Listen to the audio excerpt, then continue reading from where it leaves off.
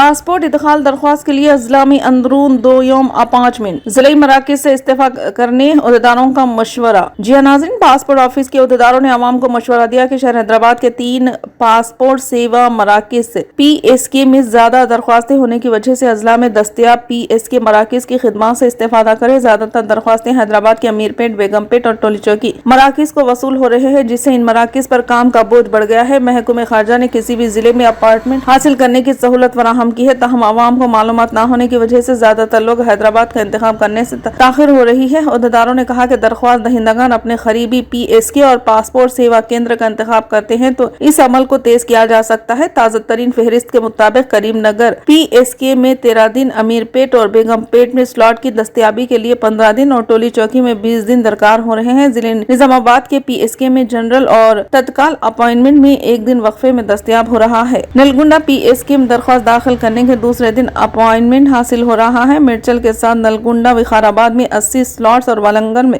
120، عادل آباد، بھونگیر، کھمم، محبوب نگر، محبوب آباد، منچریال، میدک، سدی پیٹ، ونپرتی، کاماریڈی اضلاع کے POPS میں 40 عام اپائنٹمنٹ صرف 1-2 دن میں حاصل ہو رہے ہیں۔